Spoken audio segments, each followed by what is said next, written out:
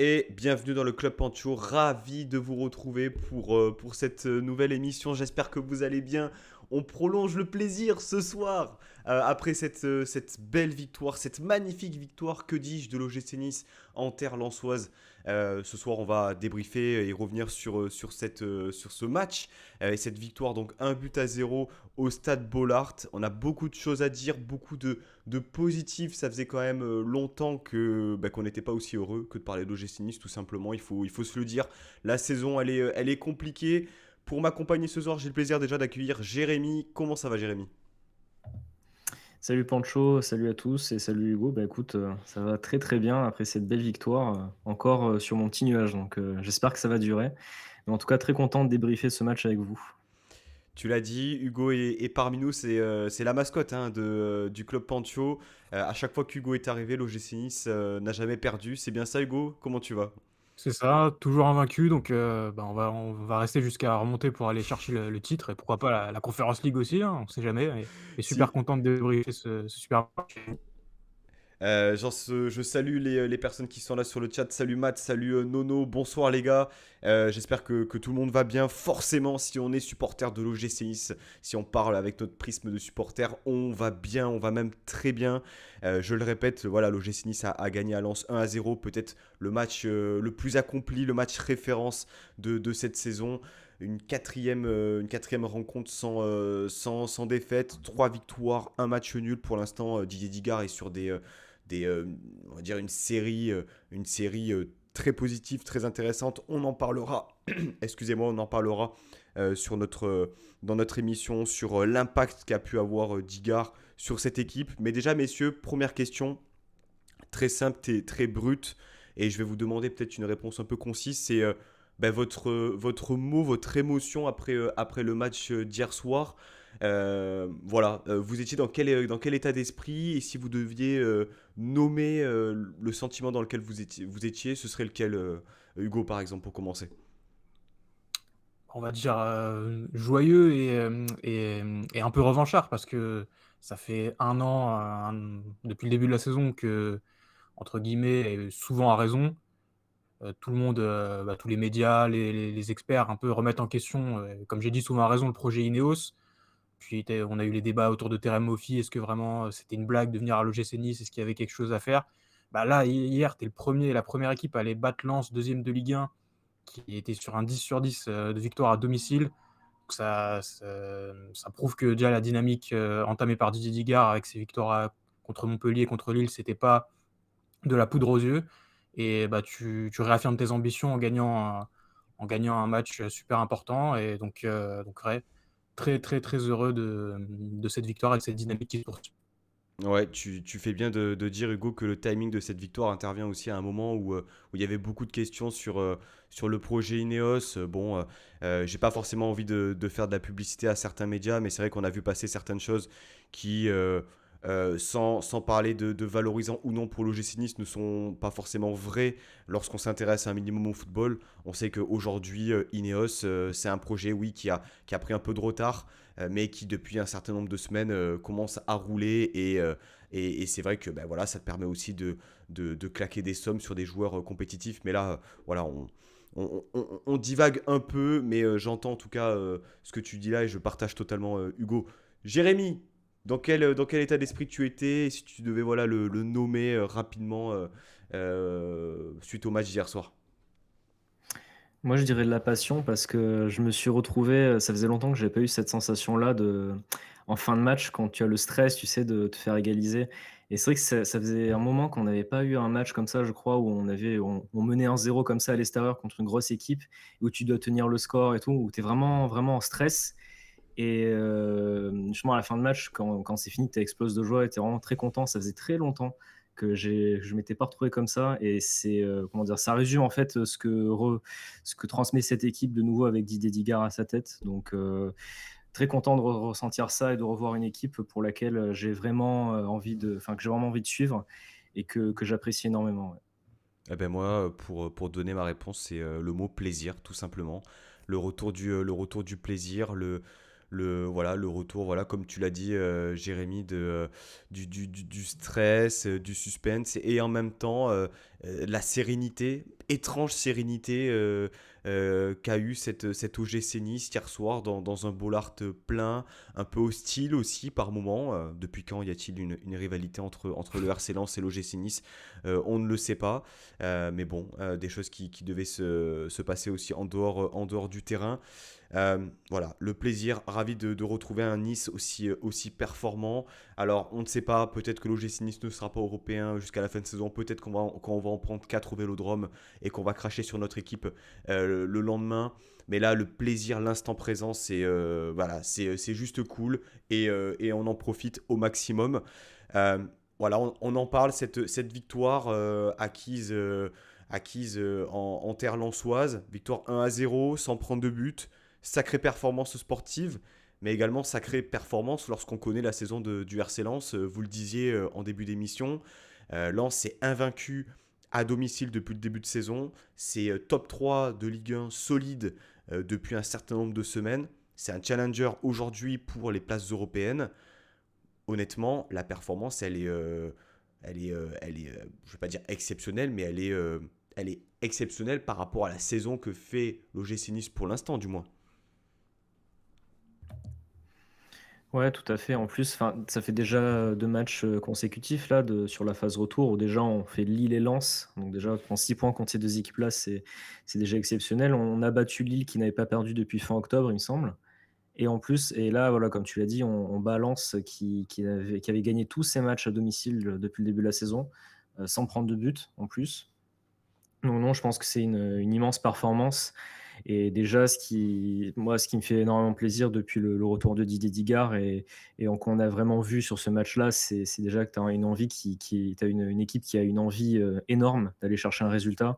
Tu as une équipe qui a envie de jouer ensemble parce que bon, on va revenir sur les performances un petit peu plus individuelles, mais tout le monde hier a joué vraiment, a joué à fond, faisait un pressing intense, voulait, gagner tous les ballons, défendait ensemble, défendait avec cohérence. Il y avait vraiment cette envie d'aller chercher un résultat, ça c'est la première chose.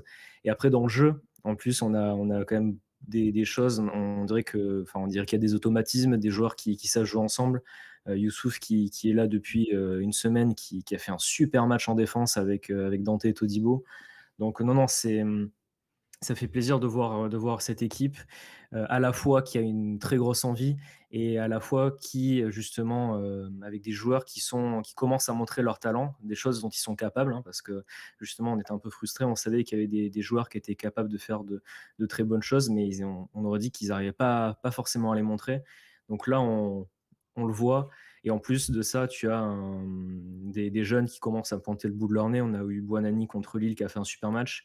Là, Mendy, excusez-moi du peu, hein, 1re titularisation, tu joues à Bollaert, justement avec une équipe de Lens qui est vraiment très, très forte cette année. Il sort un match, exceptionnel. On dirait qu'il a son match de Ligue 1 dans les jambes tellement il était, à l'aise et concentré. Donc non, c'est vraiment, que du positif hier soir. Franchement, c'était une belle équipe, des entrants qui ont fait le travail aussi.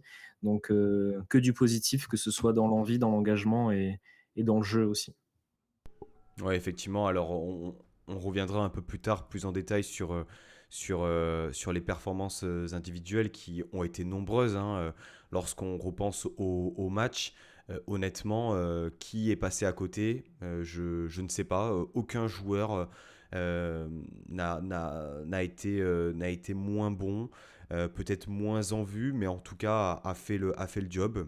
Et ça, c'est super. Ça veut dire que ça va mieux et qu'on doit en profiter. Euh, on parlait, Hugo, de cette semaine comme étant déterminante pour l'OGC Nice. Du moins, c'est ce qu'on disait hier soir avec Sky lors de la libre antenne. L'OGC Nice, donc, récupère 3 points.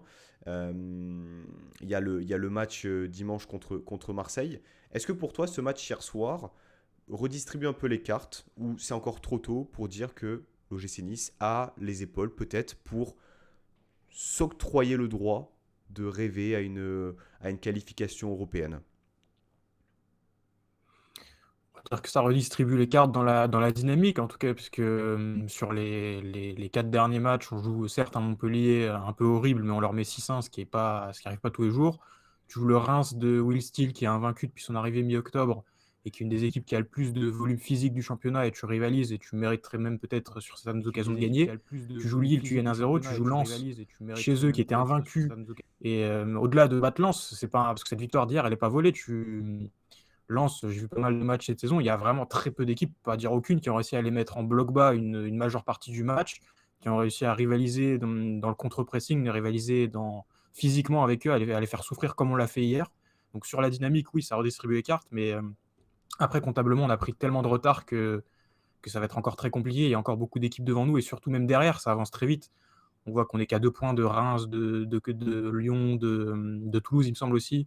Lyon qui est encore là, donc le championnat est très dense cette année. Il y a un gros rythme, donc ça va être très difficile, je pense, d'accrocher la Coupe d'Europe. Mais en tout cas, sur la dynamique et en prévision de la saison prochaine, c'est très très encourageant ce qu'on voit depuis quelques matchs. Alors, cette rencontre, elle a commencé déjà par une composition avec un changement de dispositif. Didier Digard s'était appuyé sur un 4-3-3 depuis son intronisation en tant que coach de l'OGC Nice. Là, on a vu un 3-4-3, alors un 5-3-2, appelez-le comme vous voulez, avec un Laborde et surtout un job plus axial, plus proche de Laborde. Deux pistons qui étaient Lotomba à gauche et Mendy à droite. C'est la première fois que Digard changeait de dispositif. On a vu justement la patte un peu plus tactique du coach, alors que jusqu'à présent, on vantait justement peut-être la dimension mentale et remobilisation qu'il a pu apporter dans ce groupe.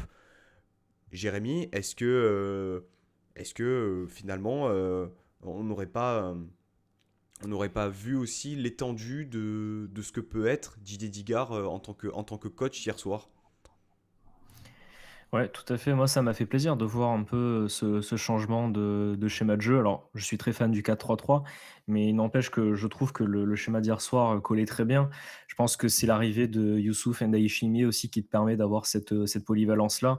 Et c'est aussi un des cas où je suis très content qu'on l'ait recruté, ce joueur. Mais justement, sur ce schéma-là, il te permet d'avoir cette cohérence et cette polyvalence. Et moi, je suis quand même vraiment agréablement surpris par Didier Digard depuis ses débuts, sur comment dire? L'aspect pragmatique, qu'il a. On dirait qu'il est vraiment entraîneur depuis très longtemps. On sait qu'il sait absolument à chaque fois quoi faire. Il sait parler aux joueurs, et surtout, c'est vrai que tactiquement, avec son staff, parce qu'il ne faut pas oublier le staff aussi, ils arrivent toujours pour l'instant à trouver les mots et aussi à trouver le schéma de jeu qui arrive à correspondre. Donc c'est une très bonne chose. C'est une très bonne chose aussi parce que je pense que, d'un point de vue de l'effectif et comment dire? De l'enchaînement des matchs, on va être obligé aussi des fois de changer un petit peu de schéma parce qu'on a beaucoup de bancs, enfin on a quand même du banc en défense et au milieu, on l'a vu hier, un peu moins en attaque, donc je pense que ce schéma-là aussi te permet de faire souffler des joueurs devant. Après voilà, je pense que c'est aussi important d'avoir un entraîneur qui arrive à s'adapter à son effectif, à un moment T, où justement, bah, tu as un petit peu moins de monde devant, donc on va un petit peu s'adapter. Tu t'adaptes aussi à l'adversaire qui joue dans un schéma de jeu. Donc tu adaptes le schéma de jeu en fonction de ton adversaire, c'est très important, en cours de match ou qu'au début du match, donc c'est très, très important. Donc là, de ce point de vue-là, c'est plaisant de voir ça. Surtout que c'est vrai que même en début de saison, on a quand même changé pas mal de fois de schéma de jeu, mais on comprenait pas trop pourquoi. On a eu 4-4-2, 3-5-2, on comprenait pas trop pourquoi. Là, on comprend pourquoi, pour vraiment contrer Lens, et ça a très très bien marché. Donc non, agréablement surpris de toute façon par l'arrivée de Didier Digard. Moi, je pensais que c'était un peu trop tôt pour lui, honnêtement, parce que je me suis dit, avec son expérience, est-ce que ça va être suffisant? Il s'avère que pour l'instant, il sait très bien ce qu'il fait, il fait un sans faute, et il a encore prouvé de fort belle manière hier soir, ouais. Est-ce que finalement, pour rebondir un peu sur ce que dit Jérémy, Hugo, Digard, il n'arrive pas à faire de. Il arrive à faire du Favre, ce qu'aurait aimé faire Favre, du moins lors de son retour. Voilà, cette adaptabilité tactique aussi. On l'a vu tenter plusieurs fois cette défense à 3. Il y a eu en début de saison cette tentative en 4-3-3.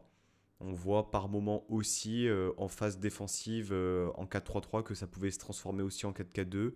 En bref, euh, Digard a su réveiller un peu la bête endormie qu'aurait voulu réveiller Favre, si je puis m'exprimer ainsi, de façon un peu poétique. Qu'est-ce que t'en penses, Hugo? Ouais, je sais pas s'il fait du phare, mais en tout cas tactiquement hier, pour moi, c'était vraiment le gros test puisque tu affrontes Francaise qui est pour moi le meilleur coach en Ligue 1 cette année, qui est à la tête d'une très bonne équipe et qui à chaque fois arrive lui aussi à s'adapter à ses adversaires, à leur faire mal. Et hier, je trouve que c'était impressionnant tactiquement parce qu'on l'a dit un peu en off, le rôle de Boudaoui qui commence à être, connu un petit peu de nos adversaires, qui est dans très important dans cette première relance, qu'on essaie tout de suite de le trouver quand on relance au 6 mètres. Bah, il a été ciblé par les Lensois, ils l'ont pressé, d'entrée très fort, il a perdu quelques ballons un peu chauds et on a vu qu'on s'est très bien adapté tactiquement avec nos pistons, avec, Antoine Mendy notamment, qui a évolué très haut et qui était très vite trouvé dans la profondeur. Donc on a utilisé les côtés pour faire reculer les Lensois, avec aussi le Lotomba de l'autre côté. Même nos milieux, Ramsey et Thuram qui jouaient vraiment, je trouve, très excentrés sur les côtés pour justement, étendre le bloc lensois et les faire reculer. Donc c'était vraiment impressionnant tactiquement. C'était un match très bien bossé de la part de Digard et même défensivement, on avait dit contre Lille, on s'en était très bien sorti sur les transitions défensives où Lille, dans un monde normal, aurait dû marquer, 2 ou 3 buts en contre, sur nos erreurs, dimanche. Bah, il rétablit ça en mettant une défense à 3 avec, en sortant Melvin Barr qui n'avait pas été bon, dans la gestion de la profondeur, en rajoutant Youssouf pour, rassurer un petit peu Dante aux côtés de Todibo, pour la gestion de la profondeur. Donc défensivement, offensivement, on a réussi à parfaitement maîtriser Lens, donc chapeau Didier Digard. Juste une petite information, du moins une question. Dans cette défense à 3, il y a eu aussi un changement. Alors, on n'en a pas trop parlé, mais je l'ai trouvé quand même intéressant. C'est le positionnement de JC Todibo au cœur de ces trois joueurs.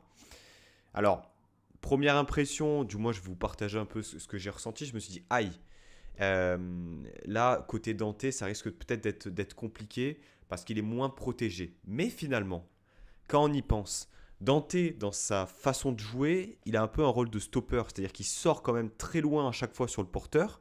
Et ça, justement, le fait qu'il soit axe gauche lui permet d'avoir cette liberté-là et d'avoir toujours un mec derrière lui sur Todibo. Ça, c'est le premier aspect.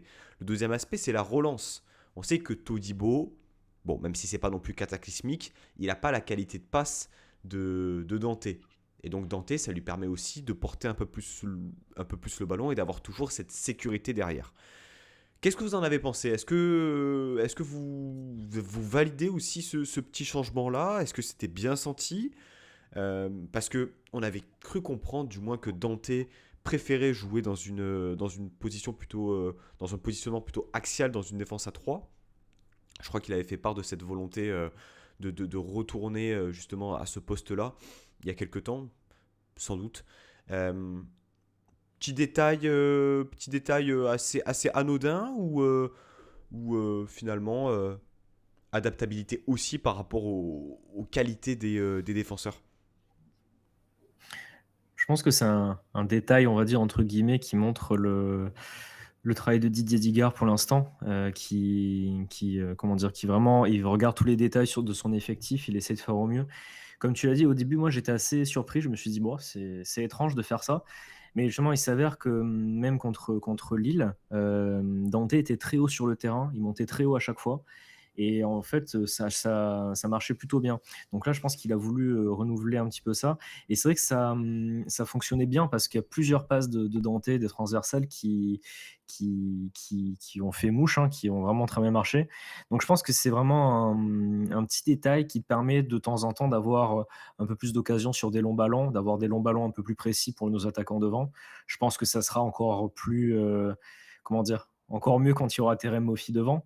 Mais justement, c'est une bonne chose d'avoir testé ça, ça a plutôt bien marché et en plus, ça le permet à Jean-Claire Todibo, on sait il est très important dans le jeu aérien parce qu'il est tout le temps sur tous les ballons aériens, sur tous les centres. Ça lui permet d'être vraiment dans l'axe et de mieux se positionner. Donc je pense que c'est un très bon choix, à voir si ça continue et si Dante, peut justement tenir ce rythme à chaque fois de monter plus sur le porteur de balle et de maintenir ce rythme-là et d'être à ce poste-là. Mais en tout cas, c'est une bonne idée, je trouve, d'avoir tenté ça. Honnêtement, enfin, je pensais pas qu'on allait faire ça et j'étais assez surpris. Mais, il s'avère que c'est une bonne idée. Donc, donc en plus, c'est encore une fois, cette polyvalence avec la défense, avec Andei Chimiette permet aussi de peut-être, switcher entre une défense à 3 avec Ndai Chimier, et de temps en temps on revient à une défense à 2 et Dante peut bouger à gauche comme ça, donc ça peut être pas mal du tout. Ouais, c'est une bonne idée. Et puis quand tu penses justement au fait que la, le profil de Dante, sa grosse faiblesse, c'est la vitesse. Tu te dis que c'est assez pertinent. Il sort rapidement sur le porteur pour éviter le plus possible d'être pris. Donc, il a besoin d'avoir beaucoup plus d'espace. Comment toi, tu as analysé, Hugo, au-delà même du positionnement de Dante, mais voilà, titularisation de Ndai Chimier, défense à 3, euh, Melvin Barr sur le banc. On sent que c'est un vrai choix fort aussi, peut-être une conséquence de sa première mi-temps très compliquée contre Lille. Euh, la confiance en Antoine Mendy, on voit que Buonanni enchaîne aussi. Les cartes ont été totalement redistribuées, j'ai l'impression, rebattues depuis l'intronisation de Didier Digard. Je me souviens, parce que je ne sais pas pourquoi, j'ai écouté un ancien podcast qu'on avait fait avec Avantinissa, notamment sur le retour de la trêve après le match de Tottenham. Et on était là à se dire, le mercato va nous permettre de franchir un cap. Mais finalement, lorsqu'on regarde l'équipe en question, l'effectif qu'on a, finalement, Hugo, quand on a des joueurs qui sont mentalement, qui sont en adhésion avec le projet et qui sont concernés et qui suivent les consignes, eh bien, on a une équipe qui est compétitive et qui peut peut-être te faire rêver sur cette deuxième partie de saison. Bah ouais, c'est là que ça nous rappelle qu'on a quand même un effectif de bonne qualité avec beaucoup de solutions, des joueurs polyvalents comme Youssouf qui peut évoluer au milieu de sentinelle, 8, même défenseur central, dans une défense à 2, dans une défense à 3. Pareil pour Rosario qui a fait encore une grosse entrée hier, qui est capable d'évoluer au milieu, derrière. Donc c'est super intéressant d'avoir. C'est là qu'on voit qu'on a, à part peut-être devant, on a quand même un effectif qui est bien. Il y a du monde, il y a du monde, des profils polyvalents qui peuvent faire du bien à l'équipe. Et pour revenir plus sur la défense, oui, Digard fait des choix et en plus, c'est pas des choix qui sont faits. Il se dit pas, tiens, je vais lancer Mendy comme ça pour faire jouer un jeune. C'est calculé dans le plan tactique où on a décidé de passer beaucoup par les côtés et dans la profondeur pour faire reculer Lens. Donc, il lance Antoine Mendy et Lotomba qui ont des profils plus rapides et plus de pistons que Melvin Barr. Et on voit sur la première occasion d'Antoine Mendy, avec cette super passe en profondeur de Ramsey, ça aurait pu faire mouche d'entrée. Et pareil pour la défense, avec, comme vous l'avez dit, ce choix de remettre Dante à gauche pour profiter mieux de sa qualité de relance et pour le sécuriser plus dans la profondeur, avec en plus en l'associant côté gauche avec Lotomba, qui est un joueur plus rapide que Melvin Barr. Donc c'était parfaitement calibré hier. Et encore une fois, on en revient à ce très bon match tactique de Didier Digard. Ouais, honnêtement, pas grand-chose à rajouter sur ce que vous venez de dire. Par rapport du moins à la proposition tactique. Je rajouterai, parce que ça a été mentionné par Jérémy et également Romain sur le chat, c'est que Mofi va te permettre d'avoir une option supplémentaire lorsqu'il sera aligné. Parce que la board, la prise de profondeur, on sait que c'est pas sa qualité première. Mais alors Mofi, j'ai regardé statistiquement parce que je prépare un trade, mais qui est très long, justement sur le profil du joueur. C'est un joueur qui est régulièrement hors jeu. Et on sait que justement, s'il est régulièrement hors jeu, c'est qu'il a tendance à faire des appels et à créer justement des courses pour se démarquer. Donc là aussi, je pense que ça peut être une option supplémentaire, notamment pour varier un peu les plaisirs, si je puis dire ainsi, parce que on voit beaucoup, enfin, on l'a peu vu hier soir, mais des changements d'aile, droite, gauche, etc. Ça alterne, même si c'est principalement du jeu court, voire mi-long. Mais honnêtement, cette équipe, elle revit totalement. Elle revit totalement. Et ça, c'est plaisir, quoi. C'est plaisir, tout simplement. On va pas se le cacher. On a bien mangé notre pain noir depuis 6 mois. Là, on a le droit aussi au bonheur. Euh, que dire le match en lui-même, peut-être, messieurs. Une entame plutôt lensoise, même si l'OGC Nice, après on va dire 10-15 minutes de lancement, a su progressivement mettre du rythme, à garder le ballon, à faire des circuits de passes et des sorties de balles risqués, mais lorsqu'ils sont passés, on s'est dit mais c'est du génie. Mais voilà, on a vu une équipe qui ne s'est pas cachée, Jérémy, dans la proposition de jeu. On peut saluer aussi le côté un peu décomplexé, quoi. Ouais, c'est une des bonnes choses aussi depuis l'arrivée de Didier Digard, enfin l'arrivée, la place de numéro 1 de Didier Digard, c'est que cette équipe, elle est un peu plus spontanée dans tout ce qu'elle fait, je trouve. Un petit peu comme nos 2 jeunes qui ont justement cet aspect, plus spontané dans leur jeu. Bonani, justement, contre Lille, était très, il faisait les bons choix, mais justement, il jouait avec l'instinct. Il hésitait pas, il faisait ce qu'il fallait à chaque fois. Et Mendy, par exemple, comme pour sa frappe, moi, ça m'a plu qu'il ait frappé en première intention. Parce que généralement, des fois, nous, on avait des joueurs, ah non, je frappe pas, je fais un petit crochet, je sais pas trop quoi faire, je loupe mon contrôle, je m'en mêle les pinceaux et tu n'as pas d'occasion. Là, en fait, il a vu qu'il pouvait frapper, il a pas hésité, il a frappé. C'était spontané, c'était d'instinct. Et c'est un petit peu comme ça pour toute l'équipe. On joue plus ensemble, on a plus de connexion.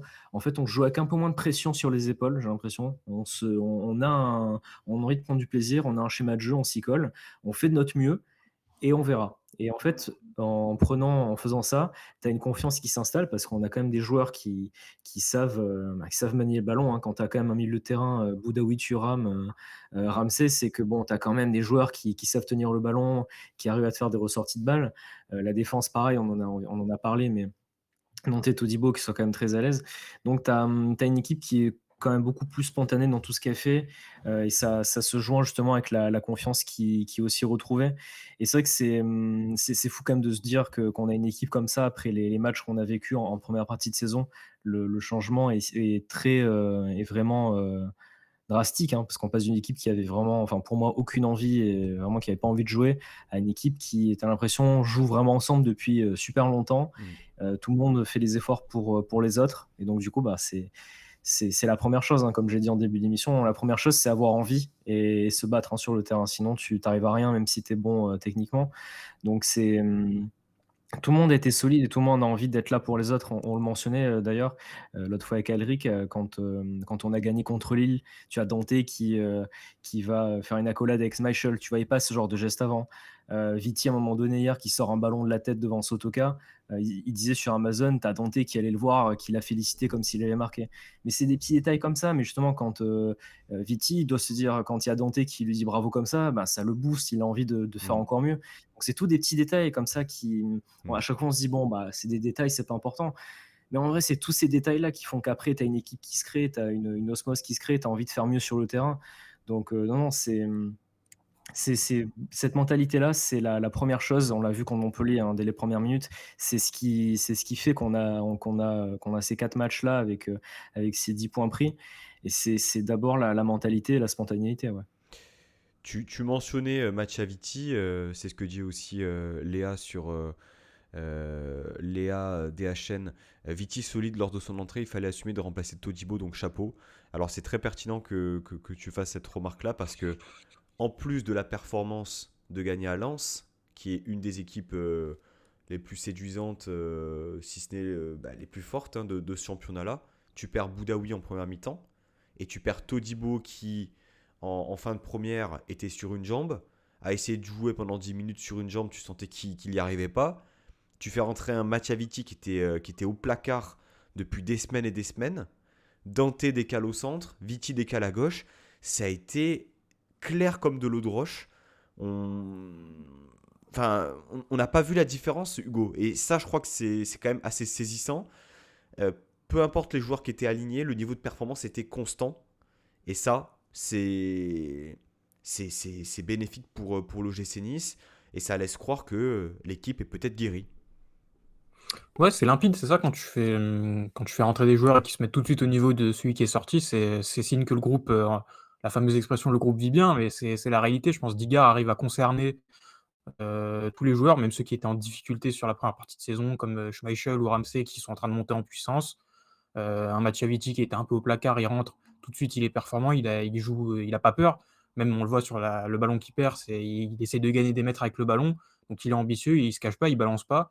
Donc c'est signe que, il y a une vraie confiance qui s'est installée dans le groupe et au-delà de ça même, pour revenir sur la tactique, tu sens que c'est travaillé quoi, que c'est ce que Digard disait en conférence de presse. Moi le système, pour lui le système n'est pas important, ce qui compte c'est, la fameuse animation. mais c'est la réalité. On voit que les circuits de sortie de balle notamment, c'est les mêmes qu'on soit en 4-3-3 ou en 3-5-2 et tu sens que c'est très bien maîtrisé. Si on compare au match aller contre Lens où on fait 0-0, on avait fait le débrief ensemble et on avait dit que notre jeu était très caricatural. C'était on envoie Pépé en profondeur et on prie pour le miracle. Alors que là, c'était vraiment des sorties de balles bien travaillées. Parfois, on passait en profondeur. Parfois, on avait des bonnes séquences de possession. Et également le domaine physique, où je sais pas si c'est lié à l'arrivée de Laurent Bessière avant la prépa après la Coupe du Monde, mais physiquement, je trouve qu'on est une des équipes les plus impressionnantes de Ligue 1, puisqu'on a affronté, pour moi, ce qui se faisait de mieux là récemment, c'est Reims et Lens, et bah, on les a fait souffrir comme peu d'équipes l'ont fait. Même Paris, quand ils sont venus à Lens, ils ont souffert face au pressing, face à l'intensité mise par Lens. Donc c'est très impressionnant sur ces points de vue-là et c'est là aussi que le test contre Marseille sera très intéressant parce que là aussi, ça fait partie des équipes très intenses de notre championnat. Donc si on arrive à enchaîner à l'extérieur en plus, Lens et Marseille, de regarder ces 2 équipes dans les yeux comme on l'a fait hier, bah là, on pourra vraiment dire que le gym est redevenu impressionnant. Ouais, effectivement, on voit encore ce pressing à la 90e dans la surface de réparation lensoise où tu mènes 1-0 et pourtant tu continues à courir. Ouais, franchement, ouais, c'est un tout, hein, c'est plusieurs composantes qui ont été activées, différents leviers aussi. Bon, c'est du bonheur, quoi. Moi, je suis juste heureux. Je pense que nous tous aussi, on profite un peu de cette belle performance. Euh, Tu as parlé de Ramsey, Hugo. Peut-être que je te laisse la main sur Ramsey. Euh, alors, j'ai tweeté en cours de match quelque chose qui s'apparente peut-être à une critique en disant que il arrivait à faire des choses fabuleuses et compliquées, mais lorsqu'il s'agissait de faire des choses peut-être un peu plus simples, du moins jugées simples, hein, bien sûr, c'était un peu plus brouillon. Et finalement, le match a continué. Il y a eu cette deuxième mi-temps et il a été euh, au four et au moulin, partout. Propreté technique, troisième poumon. Il a été peut-être là aussi son plus beau match à l'OGC Nice. Voilà, quel avis tu as sur ce match-là de Ramsey Hugo? Ouais, pour moi, c'est clairement son meilleur match à Nice depuis le début de saison. Moi, j'étais plutôt critique envers lui. On en avait discuté sur la dernière émission où moi, je trouvais que ses performances jusque-là, c'était vraiment le joueur 5 sur 10, quoi. Et c'est Neutre. un peu fade, un peu. Voilà, tu sens qu'il a toujours sa qualité technique, mais là, c'est la première fois que j'ai vu faire un vrai match comme ça, de la première à la 90e minute, où il avait vraiment été partout dans le volume de jeu. À la récupération, je crois qu'il finit avec 11 ballons récupérés, ce qui est énorme. Techniquement, toujours aussi propre. Une action où il lance Antoine Mendy en profondeur en première mi-temps, c'est magnifique la passe qu'il fait. Dans l'intelligence de jeu aussi, on sent que c'est clairement une plus-value à côté des jeunes Boudaoui et Thuram au milieu. Je sens que voilà, il sait quand il faut partir en profondeur, il sait quand il faut temporiser. Au pressing aussi, on le voit de plus en plus, peut-être mieux physiquement lui aussi. On se souvient en début de saison, il tenait au bout de la 55e minute, il était cramé. Là, il a tenu vraiment de la première à la dernière minute un pressing et une intensité de tous les instants. Donc, ouais, je suis très très content du match d'Aaron Ramsey. Là où je pensais qu'il y aurait une cassure après la Coupe du Monde où il n'était pas revenu. Il y avait des rumeurs de retraite qui circulaient, donc on pouvait penser que mentalement et physiquement, il reviendrait dans un état catastrophique. Mais c'est aussi à mettre au crédit d'Igor qui a réussi à le remobiliser dans une période où c'était plutôt Ross Barkley qui était en train de monter en puissance. Le dernier match avec Favre, on pouvait s'attendre à ce que ce soit lui qui prenne cette place au milieu de terrain, mais Diegard a fait confiance à Ramsey et il est récompensé parce que dans le volume de jeu, l'intelligence et la technique, ben, c'est impressionnant. Ouais, il fait partie de ces joueurs qui ont constamment été titulaires sous l'ère d'Igard, hein. C'est pas anodin et effectivement, le match d'hier soir vient concrétiser un peu eh bien, son renouveau, on va dire, sur le terrain. Et puis aussi ses bonnes performances. On a parlé d'Aaron Ramsey. Je dois en parler. Je vais être obligé d'en parler parce que je l'ai descendu pendant des mois et des mois. Et au même titre que Boudaoui qui m'a fait mentir, quoique finalement le naturel est un peu revenu au galop, hein, j'ai l'impression, et malheureusement pour lui, mais c'est Jordan Lotomba. Honnêtement, je ne me l'explique pas. C'est. Voilà. Point faible, trop fort. Enfin, genre, voilà, à droite ou à gauche, ces dernières semaines, c'est très très solide. Voilà, il a aussi été régulier sous Favre, hein, avant la trêve, on l'oublie pas. Mais voilà, quand on voit des joueurs qui ont été pendant plusieurs années plutôt moyens à l'OGC Nice, et là il est clairement dans sa meilleure période. Je sais pas ce que vous en pensez, peut-être que je m'emballe un peu, mais en tout cas, ouais, Jérémy, tu es aussi de cet avis-là par rapport à Lotomba? Ouais, c'est vrai qu'on l'avait critiqué quand même quelques fois, hein, parce que c'était un joueur qui progressait pas vraiment et qui justement avait des matchs, vraiment fade, hein. C'était pas incroyable et là, c'est vrai que, avant la coupe du monde, justement, il avait fait un ou 2 matchs à gauche qui étaient vraiment, vraiment bien et là, il s'avère qu'il monte en puissance et en plus, il est constant dans cette montée en puissance et il reste bon.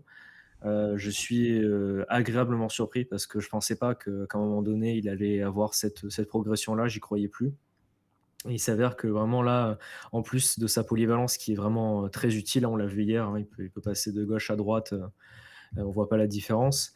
Il fait vraiment, de très bons matchs. Ce qui me plaît, c'est qu'il a toujours eu un peu ce côté, battant, mais on aurait dit qu'il hésitait un petit peu à chaque fois à aller à faire du pressing et même à aller vers l'avant pour proposer des solutions. Là, ce qui me plaît, c'est qu'en fait, j'ai l'impression qu'il est un peu en mode, je tente et puis je verrai en fait. Il arrête de se poser des questions et en fait, il a les qualités pour arriver à faire ce qu'il veut faire et je pense qu'il découvre, enfin, il voit qu'il arrive à le faire, donc il continue, il est en confiance et justement, défensivement, en fait, il est jamais passé. Alors, je crois défensivement, il est vraiment jamais passé, vraiment jamais en difficulté, toujours bien placé et même offensivement, petit à petit, bon, il y a encore la qualité de centre à améliorer, mais je trouve qu'offensivement, petit à petit, il arrive à apporter, à proposer des solutions pour justement porter le ballon devant quand il y a besoin. Il y a beaucoup de phases en fin de match, justement, où on avait besoin de garder le ballon. À chaque fois, justement, on gardait le ballon à gauche avec Diop et lui, vraiment proposer une solution de l'autre côté du terrain à droite. Donc, on pouvait faire de longues transversales vers lui, garder le ballon. C'était très intéressant. Donc, non, non, il est vraiment très content de le voir enfin à ce niveau. J'espère que ça va continuer parce que c'est vraiment un atout pour nous sur cette fin de saison et je l'espère plus longtemps parce qu'il est polyvalent et en plus, il est vraiment très bon en ce moment. Donc j'espère que ça va continuer et je pense que c'est important parce que c'est vrai on en a souvent parlé, on disait que c'était pas suffisant ce qu'il faisait. Je pense que c'est vraiment important de mettre le point sur quand il est bon comme ça, de vraiment le dire et le féliciter aussi. Bien sûr, il y a Léa DHN aussi là qui nous dit, qui fait un lien peut-être avec sa non-sélection en Coupe du Monde avec la Nachi, qui aurait pu, Hugo, peut-être éventuellement lui donner un petit boost, même si c'est forcément une mauvaise nouvelle, mais de se dire, bon ben voilà, remise en question aussi par rapport à certaines choses, et on voit que depuis la reprise aussi, il est régulier, il va falloir aussi qu'il soit débarrassé totalement des petits problèmes physiques, parce qu'on sait que voilà, ça lui arrive aussi d'être embêté. Ouais, Lotomba pour l'instant, latéral droit titulaire de l'OGC Nice, et qui mérite de l'être par défaut. Ouais, c'est ça. Je pense qu'il l'avait dit dans une interview à RMC que sa non-sélection à la Coupe du Monde, ça lui avait mis un petit coup au moral. Donc peut-être que oui, il en a profité pour entre guillemets se remettre en question, s'autocritiquer, comme on dit. Et oui, c'est vrai que c'est pas le même joueur qu'on a vu depuis la reprise du championnat. On savait qu'il était fiable défensivement et qu'avec ses qualités de vitesse, il était très bon défensivement. Mais comme Jérémy l'a dit, on sent qu'il joue plus avec le frein à main offensivement, quoi. Il n'hésite pas à y aller, à proposer, que ce soit à droite comme à gauche, à faire des percées, même parfois dans l'axe. Donc, euh, donc oui, c'est super intéressant et encourageant, et c'est surtout nécessaire quand on voit l'état de nos latéraux depuis le début de saison, avec Melvin Barr sur l'autre côté qui, lui, pour le coup, progresse pas vraiment offensivement. Youssef Attal qui est toujours blessé. Si tu dis que Lotomba est devenu fiable défensivement comme offensivement et qu'en plus tu peux compter sur le petit Antoine Mendy, c'est positif pour la fin de saison. Et ça fera peut-être mieux passer la pilule du fait qu'on n'ait pas réussi à prendre des latéraux au mercato d'hiver. Le petit Antoine Mendy, alors petit par l'expérience, mais grand par le talent, hein, qui était un peu, on va dire, la grande surprise du chef, hein, parce que lancer Mendy comme ça sur un match à Lens, dans un contexte, on va dire, voilà, hostile aussi, hein, pour un jeune joueur qui a peu d'expérience, première titularisation en Ligue 1, il a joué combien? 65 minutes. Il a tout réussi, honnêtement. Là aussi, c'est bluffant de voir eh bien, un jeune joueur du club, là aussi, hein, qui arrive à être performant direct sans avoir cette phase de transition. Alors, c'est pas dit que ces prochains matchs soient peut-être un peu plus neutres, un peu plus moyens, mais commencer comme ça sur une première titularisation à sortir un match pareil, il fait une passe décisive sur le but de la board, il est quasiment à deux doigts de marquer sur la première occasion du match. Honnêtement, est-ce qu'on aurait pu imaginer une première aussi magique que celle d'Antoine Mendy, Jérémy? Euh, que dire? Il semble même pas jouer à son poste de prédilection, puisque à la base c'est plutôt un central. Enfin, du moins, il a plutôt les qualités pour être un central, du moins le profil plutôt. Mais dur sur l'homme, bon dans les duels, avec le ballon, c'était pas dégueu non plus. Que dire de ce match quoi, de Mendy? Il a été élu aiglon du match, il me semble, mais c'est vrai que c'est mérité parce que, au début, comme je disais tout à l'heure, quand, j'ai vu qu'il était titulaire, j'étais content, mais je me suis dit: «Ouf, pour une première titularisation, tu commences à Bollaert, c'est c'est pas facile, quoi». Et non, non, il a été, très, très bon. Il a réussi ses deux trois premières interventions. Je pense que ça l'a mis dans le match, en fait. Il s'est dit: «Bon, je suis dedans». Il est resté très concentré, je le trouve très complet parce que justement, comme tu le disais, dans les duels, là, j'en ai un en tête, c'est quand, justement, je crois que c'est Wesley Saïd qui essaie de le passer, ben, hop, il le contre et il part vers l'avant, il le fait de fort belle manière. Il a justement son occasion où, comme je disais tout à l'heure, il a vraiment cette spontanéité, il n'a pas hésité, il a vraiment fait l'action comme il le sentait. Et bon, ça aurait dû nous apporter une autre occasion dangereuse, n'est-ce pas? Mais voilà. Mais du coup, non, il a fait un très très bon match. Et en plus, sa polyvalence est importante parce que du coup, il peut jouer à droite. Et si tu as besoin dans une défense à 3, je pense qu'il peut très bien jouer justement à droite dans ses défenses à 3. Donc c'est bien d'avoir ces joueurs polyvalents. Donc non, c'est vraiment très positif parce que en plus, c'est enfin un jeune joueur qui sort de notre centre de formation. Ça faisait quand même longtemps, hein, qu'on n'avait pas eu un jeune qui avait l'air d'avoir ce potentiel dans notre centre de formation. Donc c'est très positif. Il a l'air comme Buonanni d'avoir vraiment, la tête sur les épaules, de prendre le temps de progresser. Et je pense que Didier Digard, le fait de connaître Didier Digard, comme il faut, ça doit l'aider dans sa progression.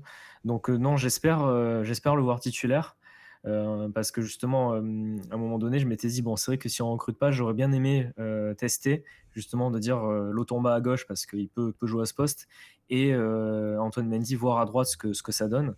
Et il s'avère que hier soir, Didier Digard a tenté et ça a quand même bien marché. Donc à voir s'il arrive à tenir le rythme physiquement et à être comme ça tous les matchs.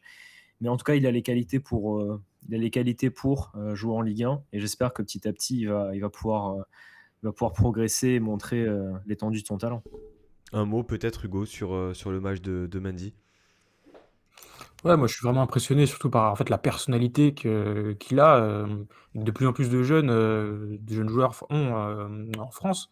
Buonanni, puis si on parle de Ben Seguir à Monaco, des petits, au PSG, c'est impressionnant. Sur ton premier match en Ligue 1, tu joues à Lens, Bollaert, dans un match vraiment à fort enjeu et tu arrives à sortir une prestation de patron comme ça.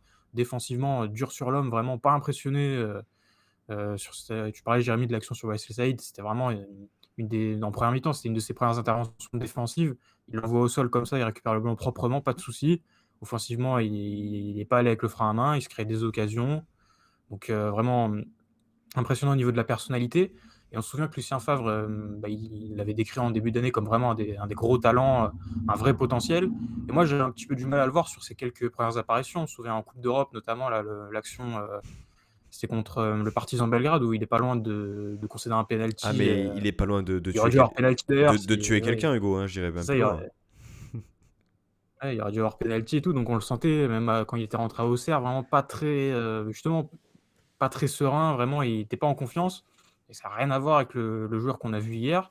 Donc là, je pense qu'il y a encore une fois à mettre au crédit Didier Digard qui a connu le joueur avec la réserve, qui a peut-être su trouver les bons mots pour le mettre dans le bon état d'esprit mais en tout cas vraiment très, très, satisfait de sa prestation, à voir s'il va enchaîner au Vélodrome pour faire le doublé, des grosses ambiances de Ligue 1, dimanche, mais ce serait intéressant à suivre.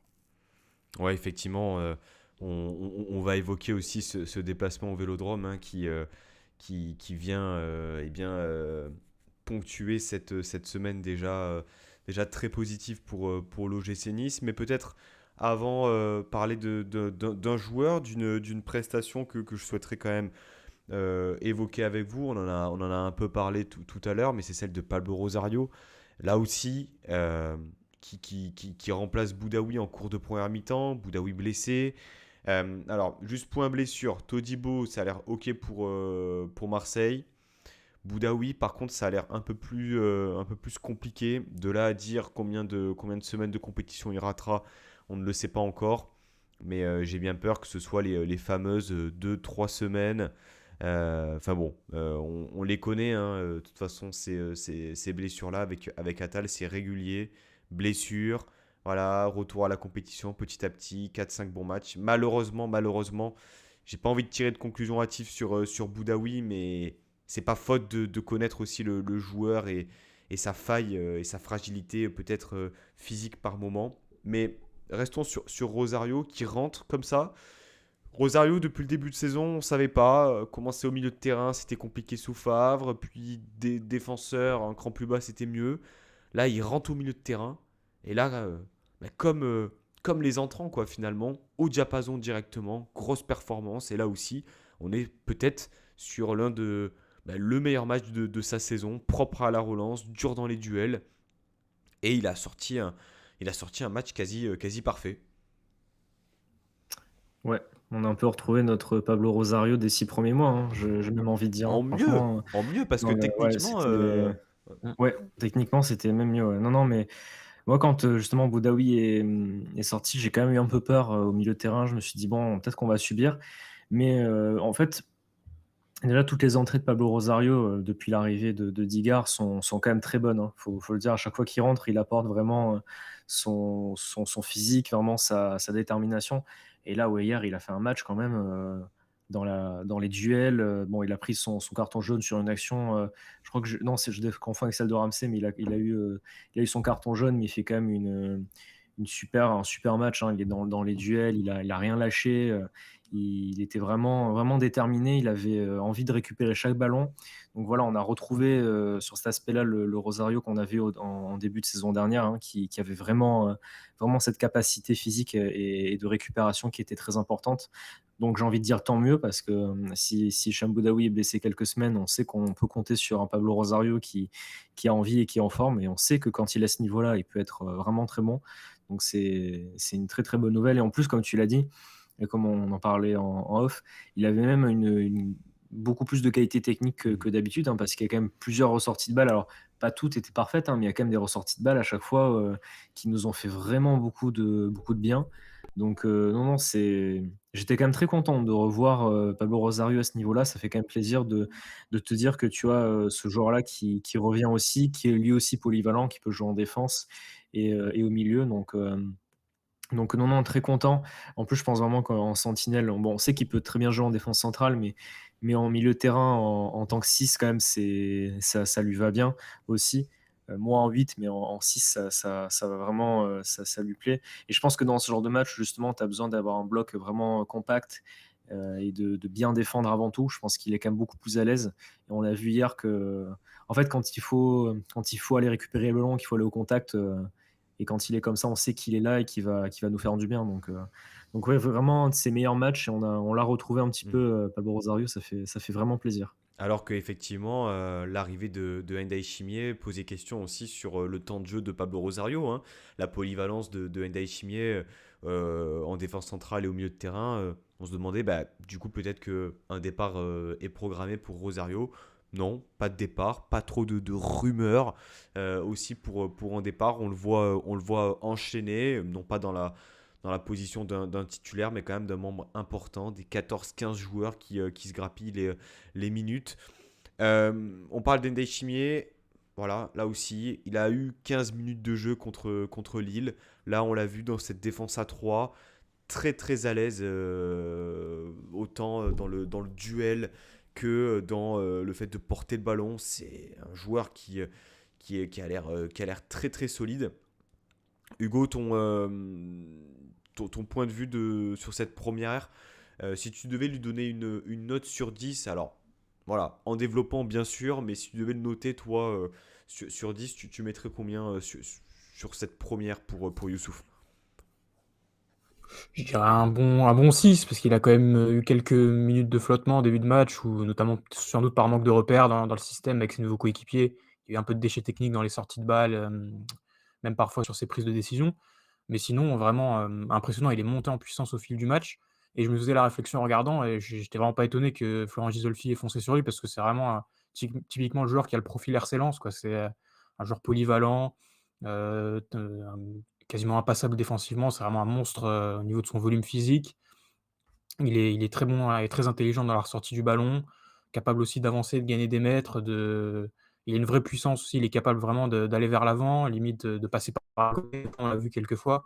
Donc vraiment impressionnant, il est vraiment monté en puissance au fil du match et il participe à la sensation d'impression de domination physique qu'a notre équipe, lui comme Rosario d'ailleurs, où tu as l'impression qu'il faut vraiment, faut se lever tôt pour les passer et pour les bouger physiquement. Il y a Openda qui a réussi un peu à l'avoir à l'épaule en fin de match, mais sinon il a été vraiment impressionnant et et ouais, ça nous offre aussi, vu qu'il est polyvalent, une option de plus, en cas de pépin comme c'est le cas avec Boudaoui donc c'est vraiment un super coup, de la part de Gistolfi sur ce mercato.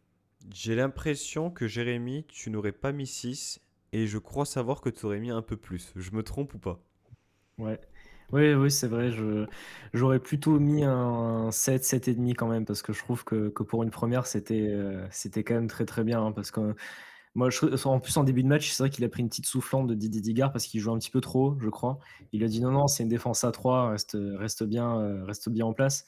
Mais je trouve que pour une première titularisation, franchement, si tu m'avais pas dit, enfin, si j'étais arrivé comme ça, que je connaissais pas Nice, pour moi, c'est un joueur qui était là depuis un moment, hein, parce qu'il était vraiment parfaitement à l'aise. Il a la tête plus solide que le genou de Jean-Claire Todibo en plus. Il est quand même sacrément Prime. solide comme disait Hugo. Je pense que pour le passer quand même, il faut y aller, hein, parce que franchement physiquement, il est très, très costaud et en plus de ça, il a l'air quand même d'être vraiment à l'aise balle au pied. Un joueur vraiment très complet. Je suis quand même très content qu'on ait réussi à attirer ce joueur-là parce que je trouve que c'est vraiment un recrutement très, très intelligent de la part de Florent Gisolfi, par sa polyvalence, de sa qualité. Donc non, c'est vraiment un très, très bon profil et je trouve que pour un premier match, dans un schéma de jeu quand même à 3 défenseurs, on sait que c'est un schéma de jeu qui est un peu plus compliqué à mettre en place et pour les joueurs, pour être bien bien en place et se parler. Je trouve qu'il a été très, très, très, très à l'aise. Et non, je suis vraiment content de son arrivée et content de sa prestation hier, où je trouve vraiment qu'il a été là, il a été présent. Il n'a pas fait non plus des étincelles, mais il a fait le match il a une bonne première, il n'a pas fait d'erreur. À part, oui, c'est vrai que quand il prend ce coup d'épaule d'Openda, Hmm. d'ailleurs, au début, je croyais qu'il y avait faute. En fait, je croyais qu'Openda l'avait poussé dans le dos, mais en fait, non, non, c'est vrai que c'est à l'épaule. Je pense qu'il se fait un peu surprendre. Il pensait qu'Openda était un peu plus loin. Mais non, non, à part ça, il a quand même fait vraiment un super match, très à l'aise. Donc, j'ai vraiment envie de le revoir jouer parce que ça a l'air d'être un très bon joueur. Ouais, effectivement, il y a aussi un joueur et on va se projeter petit à petit sur effectivement le match de dimanche parce que eh bien, c'est le buteur d'hier soir, hein, Gaëtan Laborde. Gaëtan Laborde qui, on le sait, sur une saison qui statistiquement euh, est peut-être un peu décevante. On sait qu'il a touché un nombre incalculable de poteaux, mais là il est sur 2 buts consécutifs, 2 buts vainqueurs dans des matchs importants. Voilà, il regagne petit à petit sa confiance. Et puis, toujours là, à faire les efforts, à presser. Un gros, gros volume de jeu, on le connaît. Mais voilà, voilà déjà, bravo à lui pour son but. Je pense qu'il a été beaucoup critiqué. Enfin, on a vu beaucoup de choses négatives, du moins sur les réseaux, sur Twitter. Alors, ce n'est que Twitter, mais ce n'est pas la pensée unique. Mais on a vu des choses assez réductrices, je trouve, sur le joueur. La question que j'ai envie de vous poser, au-delà de la performance, c'est dimanche, vous êtes Digard, vous avez Mofi à 100%, Laborde à 100%, vous démarrez avec qui? Moi, la question que je me pose, en fait, c'est de dire: «Est-ce qu'il va réussir à enchaîner un troisième match, vu les efforts qu'il fait?» Alors s'il est à 100%, moi, j'aimerais bien associer les 2, parce que j'aimerais bien voir, justement, bah, Mofi en pointe et un Laborde qui arrive à tourner un peu autour de lui en faux neuf. J'aimerais bien tester ça parce que je pense que les 2, si on les associe, peuvent être très complémentaires. Je vois bien un Laborde qui arrive à libérer les espaces et Mofi qui prend la profondeur, justement, qui peut profiter de ces espaces-là. Je les vois bien complémentaires. Donc j'aimerais bien associer les 2 dimanche, on va voir. Après voilà, moi je me demande si physiquement il va y arriver parce que franchement, il a une débauche d'énergie. Déjà contre Lille en fin de match, c'était impressionnant, hein. Il faisait un travail, de première ligne défensive. Il court, mais tout le temps, tout le temps, tout le temps. Il a un volume de jeu impressionnant. Et là encore, hier soir, que ce soit lui ou Diop en fin de match, quand il fallait porter le ballon devant, c'était incroyable. Parce que moi, je me suis dit, mais ils vont jamais tenir jusqu'à la fin du match. Et en fait, ils ont tenu, ils ont continué. Donc, encore un très bon match de sa part. Moi, je suis content qu'il marque parce que c'est mérité, hein. C'est vrai qu'il a pris beaucoup de critiques. À un moment donné, moi aussi, je trouvais que ça allait pas. Mais là, quand même, il mérite de marquer. Il mérite vraiment d'avoir des stats parce que dans la débauche d'énergie, il a jamais rien. C'est quand même un très bon joueur. Donc très content pour lui. Et pour répondre à ta question, j'aimerais bien voir les deux dimanche. Ouais. Très bien. Mais quand le collectif va mieux, Laborde a plus de ballons à négocier, et a plus d'occasions à se mettre sous la dent, et tout est lié. Compliqué quand tu as un collectif qui est en grande souffrance, comme ce fut le cas pendant plusieurs mois, d'attendre de Laborde, mec, de mettre sa douzaine de buts sur une demi-saison. Hugo, même question. Quel est... Alors, on va se baser sur la réponse de Jérémy. Est-ce que tu serais prêt à mettre les deux joueurs au péril de l'équilibre collectif actuel, autant, autant en 3-4-3 qu'en 4-3-3? Bah, moi, si on reste sur cette compo en 3-5-2 comme hier au Vélodrome, et ce qui risque d'arriver puisque le profil de Lens et Marseille sont assez similaires, moi je vois plus l'association qui me saute la plus aux yeux, c'est plutôt Sofiane Diop et Terem Moffi. On aurait un Sofiane Diop qui viendrait, fluidifier le jeu, venir chercher des ballons un peu plus bas et pourrait avoir cette qualité de passe pour lancer Moffi en profondeur qui est, bah, vraiment ce qu'il préfère faire, prendre la profondeur, ce que Laborde n'arrive pas à faire. Donc moi, c'est l'association qui me saute la plus aux yeux par rapport à Laborde Mofi, où certes, Laborde pourrait lui libérer des espaces, mais je trouve que l'équipe risquerait d'être coupée en deux si on associe les deux attaquants, même si ça peut s'entendre aussi vis-à-vis de ce qu'a dit Jérémy. Et sur le match de Laborde, sinon, je trouve aussi qu'il bénéficie du changement de vie de l'équipe. Avant, il faisait les efforts, mais il les faisait un peu tout seul et dans le vide. Alors que là, il y a vraiment le bloc qui l'accompagne dans son pressing, donc et c'est plus efficace. Il perd moins d'énergie pour rien.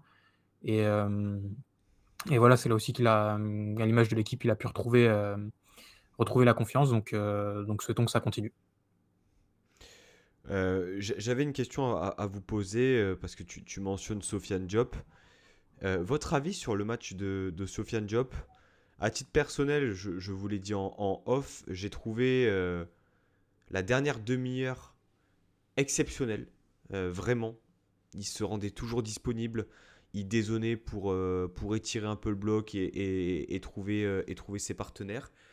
Mais une première mi-temps, alors, où finalement on l'a peu vu, où il a eu peu de situations, il a peu réussi. Alors peut-être qu'il était un peu plus verrouillé, au même titre que Boudaoui côté niçois. Quel est votre avis là-dessus, par rapport à cette performance de Diop? Ouais, si je vais y aller du coup. Moi, j'ai trouvé que c'est un très bon match de Sofiane Diop, là où je l'avais plutôt critiqué sur la dernière émission, sur son rendement depuis le retour de la trêve. Là, j'ai beaucoup aimé le fait qu'il soit recentré un peu en soutien de la board, à faire justement ce lien entre le milieu et l'attaque, comme ce qu'il faisait bien avant la trêve où on commençait à parler dans notre jeu d'un peu de job dépendance, dans le sens où c'était vraiment lui qui créait le jeu, qui arrivait à mettre de l'huile dans les rouages, à fluidifier. Et ce qu'il faisait moins, je trouve, depuis le retour de la trêve, depuis le retour au 4-3-3, où il était un petit peu esseulé sur son côté, où il n'arrivait pas vraiment à faire des différences en 1 contre 1. Moi, je le préfère vraiment dans cette zone axiale où on peut utiliser son intelligence de jeu et sa qualité technique, pour créer et pour avoir, du volume de jeu. Et surtout que c'est un joueur qui rechigne pas dans les efforts, qui a couru, qui a récupéré des ballons, qui a harcelé. Donc voilà, moi j'ai vraiment trouvé très satisfaisant, à part bien sûr, toujours ce qui lui manque, c'est, le dernier geste, la dernière passe, le but.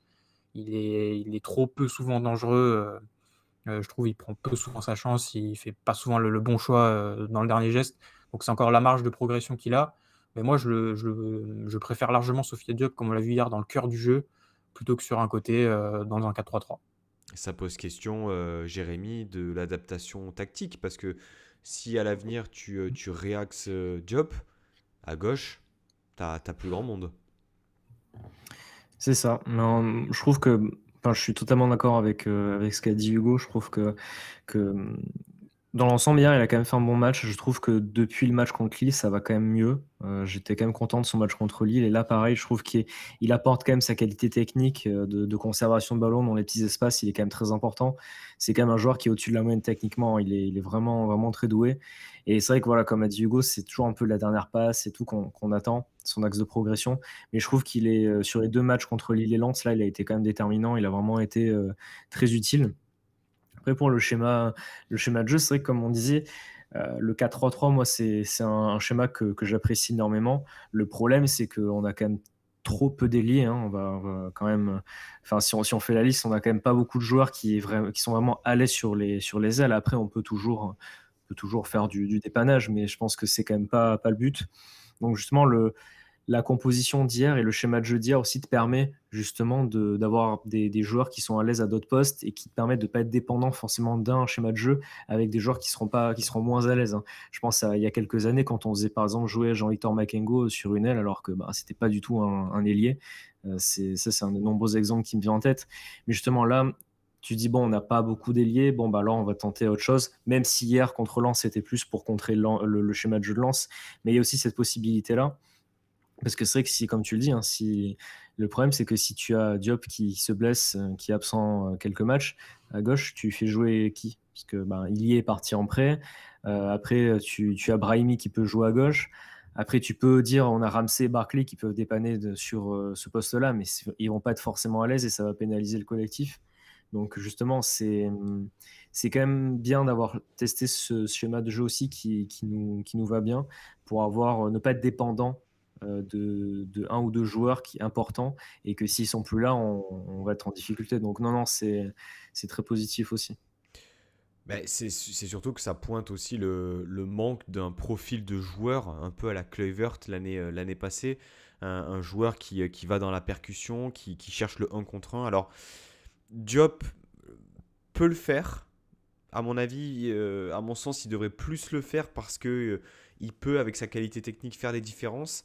Mais on sent que dans le profil, c'est peut-être plus un organisateur, quelqu'un qui va déposer le jeu qu'un ailier de percussion pur. Voilà pour Sofiane Diop.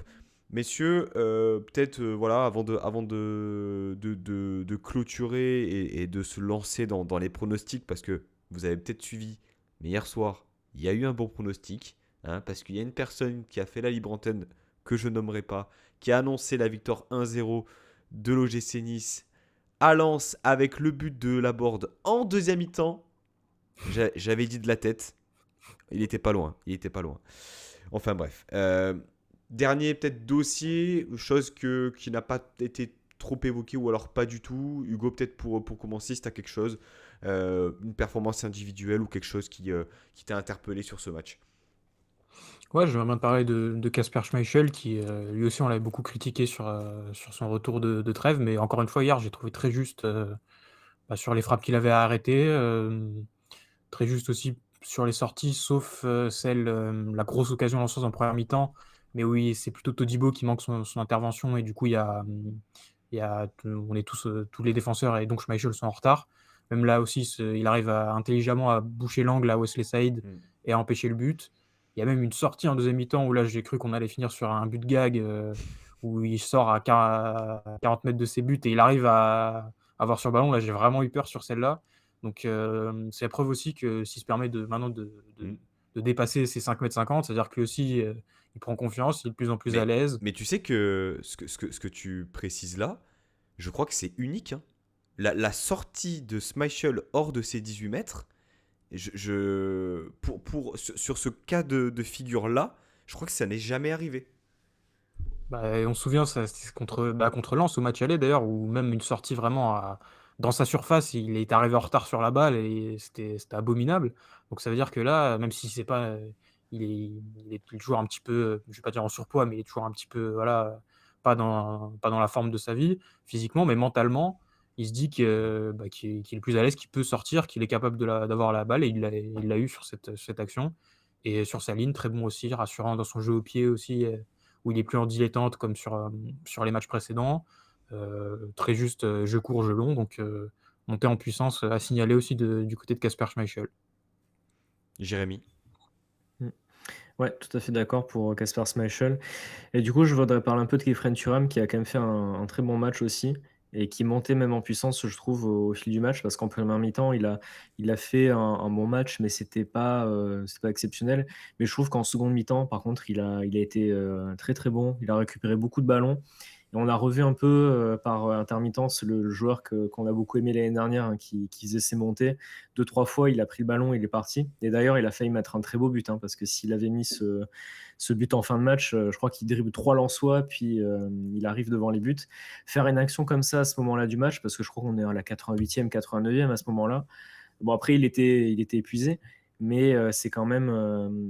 Je trouve que petit à petit aussi, on retrouve le Kefren Turam qu'on aimerait voir. Il est un peu plus à l'aise justement avec ce schéma à 3 au milieu, hein, souvent. Parce que là, c'était plusieurs schémas de jeu hier soir, mais il y avait quand même un milieu de terrain qui était plutôt à 3.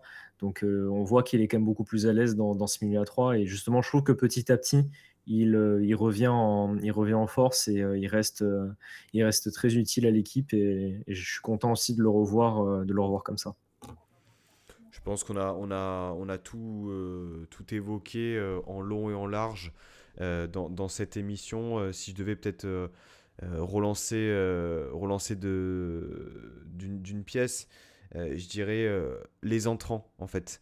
Et lorsque tu arrives à mobiliser des joueurs qui ne démarrent pas avec une qualité comme on a vu hier soir, c'est encore une fois symbolique d'une équipe et d'un groupe qui va bien et qui va mieux. Au même titre que les courses, pressing, bloc haut, de la projection vers l'avant, c'est des choses qui ne vont pas forcément au bout à chaque fois, mais c'est une intention et une mentalité qui a radicalement changé par rapport à ce qu'on a vu. Cette équipe a du talent et c'est un plaisir de la voir sous Didier Digard depuis début janvier. Messieurs, avant de clôturer, dimanche soir, grand match, the main event, si on peut l'appeler ainsi, déplacement au Vélodrome, sans supporter niçois, forcément ça devient une habitude, parce qu'en France, on ne sait pas accueillir ce genre d'événement. C'est pas comme si dans un an et demi, il y avait les JO à Paris. C'est un autre débat, je divague, mais voilà. Euh, on se lance dans les pronostics, déjà peut-être dans le match. Euh, à quel type de match doit-on s'attendre et quel serait le résultat pour vous, à dire espérer forcément une victoire, mais objectif. Moi, je pense que ça va être un match quand même très très intense, surtout en début de match, parce que je pense qu'après, quand même, les deux équipes vont être quand même fatiguées après cet enchaînement de matchs tous les 3 jours. Moi, je suis quand même bien tenté, et j'ai quand même un peu envie de m'enflammer. J'ai bien envie de rêver une victoire, une courte victoire, mais enfin, on peut très bien le perdre ce match, hein, parce que ça reste Marseille qui fait une super saison, mais j'ai quand même envie d'y croire parce que, en fait, comme Lens, j'y croyais parce que justement, c'est une semaine à 3 matchs où les effectifs tournent et justement ça peut un peu aider, ça peut pas niveler le niveau, mais un petit peu quand même. Donc du coup, je me dis: «C'est peut-être le moment de les jouer», surtout qu'après ils vont jouer en Coupe de France contre Paris, il me semble. C'est un gros enchaînement pour eux, donc j'ai quand même envie d'y croire. C'est, je pense, le bon moment pour les jouer. On est dans la meilleure dynamique, même si eux, ils marchent bien. Moi, j'ai vu le Marseille-Monaco, il y a une semaine. En première mi-temps, ils se sont fait complètement manger par Monaco. En seconde mi-temps, grâce à Alexis Sanchez qui était très, très bon, ils ont un peu sorti la tête de l'eau, mais sinon, c'était quand même pas un match, incroyable de leur part. Donc j'ai envie de croire à un bon résultat, une victoire, mais il faut qu'on reproduise la performance d'hier soir. Il faut qu'on refasse un match de ce calibre-là, sinon ça sera compliqué. Mais j'ai envie d'y croire, et pourquoi pas une fabuleuse semaine, dont on se souviendra longtemps. Tu fais bien de souligner que 3 jours après, mercredi soir à 21h, il y a Marseille-Paris qui justement, eh bien, peut-être va trotter dans la tête aussi des Marseillais qui sont pour l'instant sur une série en championnat qui est, je pense, la meilleure actuelle. 4 victoires sur les 5 derniers matchs. On est sur la meilleure série avec Toulouse actuellement. Hugo, ton avis sur ce match. Jérémy, tu t'es tenté sur un pronostic ou j'ai raté l'info? Ouais, une courte victoire. Ce n'est pas un pronostic. Ah, je dirais un petit 1-0 encore. Un petit 1-0 avec un petit but de Mofi, hein? Allez, Sur pourquoi une passe pas. de Ndai Shimiye. Allez, c'est posé. Hugo, ton regard un peu sur ce match dimanche soir, comment tu l'appréhendes? Bah, ce qui est bien, c'est qu'on a eu l'échauffement parfait pour jouer l'OM, puisque Lens et l'OM, ça joue dans le même schéma tactique, c'est le même style de jeu, intensité, pressing, volume physique. Donc au moins, on sera rodé, on sera prêt au combat. Après, sur le match en lui-même, je vois plus un match débridé avec beaucoup de buts, pourquoi pas un match nul de 2, parce que, à la différence de Lens, je trouve que Marseille a plus de qualité individuelle. Ils ont des joueurs qui sont capables de faire basculer un match, comme Nuno Tavares sur une percée, une frappe, il peut te marquer un but, comme il avait fait à l'aller. Ils se sont bien renforcés avec Malinowski et Unai qui a fait un super premier match là, hier. Donc ils auront plus de qualité individuelle que Lens et sans doute plus que nous. Donc ça sera plus compliqué là-dessus.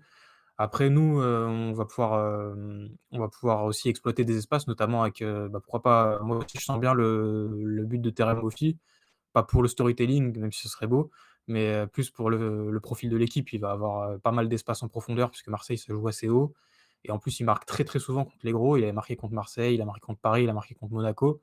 Donc c'est le genre de match qu'il aime bien, avec toute la pression et le contexte en plus, du fait qu'il a refusé l'OM, je le vois bien marquer, et pour finir sur un bon nul de 2 qui conclurait, quand même bien cette belle semaine. Tu viens tout simplement de me voler mon pronostic. Je vais devoir en prendre un autre. Mais effectivement, je te rejoins, Nono. Je pense que les deux équipes marqueront. Ça joue débridé. Ça va jouer haut. Je pense que Nice va, quoi qu'il en soit, en 4-3-3 ou en 3-4-3, jouer crânement sa chance. Maintenant, voilà, je vois peut-être voilà, aussi peut-être une petite victoire. Une petite victoire de buts à 1, allez, avec le but vainqueur de Terem Moffi qui enlève son maillot et qui monte le numéro 9 Moffi au virage À la sud. Ouais. 92e. La 92e. Non, mais bon, match nul, on signe direct. Si on peut aller chercher un peu plus loin, on va pas se priver. Mais si on fait une semaine à 4 points, honnêtement, au vu des adversaires, c'est tout bonnement eh bien, très positif. Messieurs, cette émission touche à sa fin. On a été, je pense, assez complet. Vous avez vu que Didier Digard nous a accompagnés pendant toute la soirée en photo sur le live. Et oui, voilà, on reprend du plaisir, on reprend goût à notre équipe. Être supporter, c'est des mauvais, c'est aussi des bons, voire des très bons moments. Là, on est dans un bon moment, que ça dure le plus longtemps possible. Si vous avez, si vous êtes arrivé en cours d'émission, cette émission sera disponible en replay sur YouTube dans la soirée ou au plus tard demain matin. Un grand merci Hugo, un grand merci à toi aussi Jérémy. Et puis on se Merci à retrouve toi. très bientôt pour une prochaine émission qui aura lieu lundi soir, je vous le dis d'avance, lundi soir 20h, pour le débrief de Marseille-Nice. D'ici là, eh bien, prenez soin de vous. Et puis Issa Nissa.